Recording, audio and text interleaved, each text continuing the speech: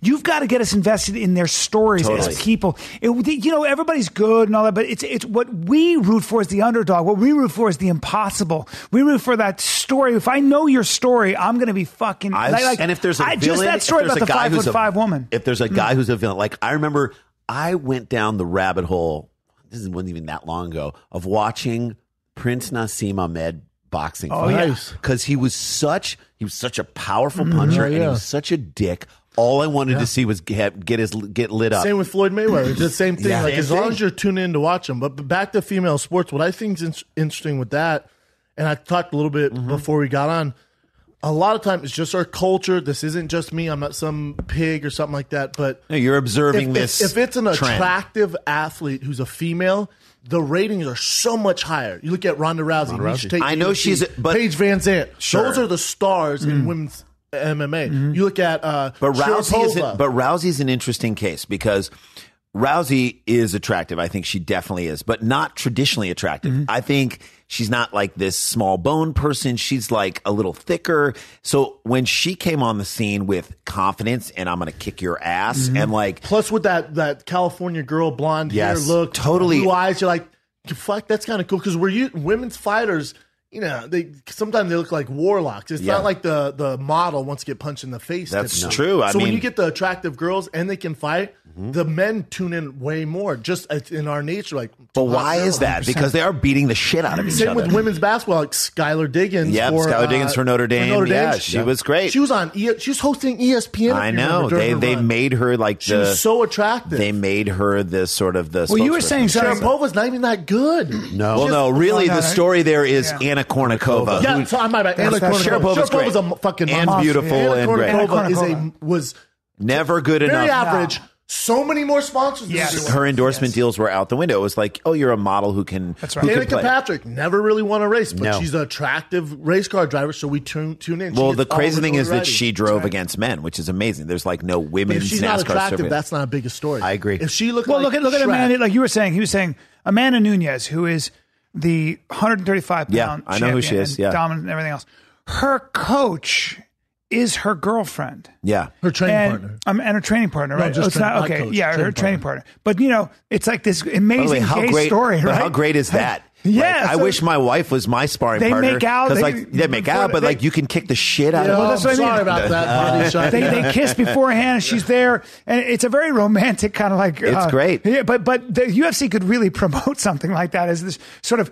These sort of unlikely romance. But why don't like they? That. Because society doesn't gravitate. That's not going to cross over and it doesn't equal sales, unfortunately. It's not marketable. Like Cyborg, right. I don't know if you guys know who Cyborg is. I do know who Cyborg is. So she's the 145, literally 135 pound, best, 145 pounds. Best 235. Female fighter on the planet, bar none, hands down of all time.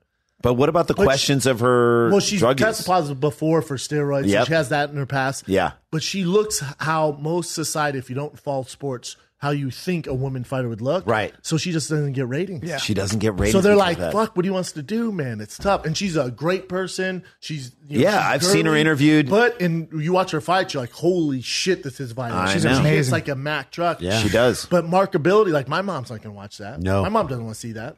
But your mom would watch a Rousey fight? 100%. Really? Yes. This is what's weird to me, and again, I might lose fans here, but it's whatever. I can watch a Cyborg versus another unattractive girl, and I'm not as gun shy. But if it's like a Paige Van Zandt versus another pretty girl, I'm like, oh, come on. I'm the same way, Brendan. Don't punch her. I'm the same way. You're just being honest. I'm the same way. Because I grew up where girls aren't, if that's not in their nature. See, but for me, I'm like, I want to see the best fight that I can see, and I don't give a shit who's fighting. They're two attractive women. Go at it. Like to me, if there's like a great flurry, I'm like, this is what I want to be into. This fight for a sporting event. A good example of that was actually Michelle Watterson and Rose Namajunas. And Sam Watterson. It was like the weirdest Sam Watterson fight ever. Was there too. Why did she kick his old ass? Right. They're both so hot, but I was actually really crunk for that fight because they're both so skilled. They're actually really I mean, I love that. By the way, and it's changing. You can, and that's the cool thing. This is what I like. And we were talking about this, and we used to watch tennis a ton when there were like U.S. tennis stars that were in it, like back when we were kids. Jimmy Connors, John McEnroe. Me too. I mean, there were guys, even Michael Chang and his giant calves, his giant fucking calves. so calves. His Christian calves. His Christian, his fucking Jesus calves. He was so big. Big bull hearts. Bull hearts. Just crazy, like pulsating bull heart calves. Yep. You know, like we were fans of tennis, but I would say I was equally as a fan of Martina Navratilova versus Chris Evert because of the story. Because Martina sort of was this Eastern Bloc, like buffed out, like the villain, and we were the villain because Chrissy Evert was this all-American, cute, bouncy. You were like rooting for the USA in that moment. She was repping us so hard. She was a champion. She had a different sort of style. She wasn't a power player. She was more of a ground stroke baseline girl. Yeah. And Martina, like every shot was coming to the net. Every shot just coming at you with the way. And so you're watching that and I'm like, this is ground strokes versus net volley. This is first woman to lift weights. Yeah, you know, first woman to lift weights. Or she actually worked out in a pool. Remember, like there was a sport, muscular. Okay, there was a Sports Illustrated thing, and I'll never forget this. Kevin Mitchell. I don't know if you guys remember the baseball player Kevin Mitchell. Big, yoked up dude, and not even that like ripped like abs and whatnot. He was just like thick, a thick dude. Yeah. There was a picture in Sports Illustrated of him swinging a baseball bat in a pool.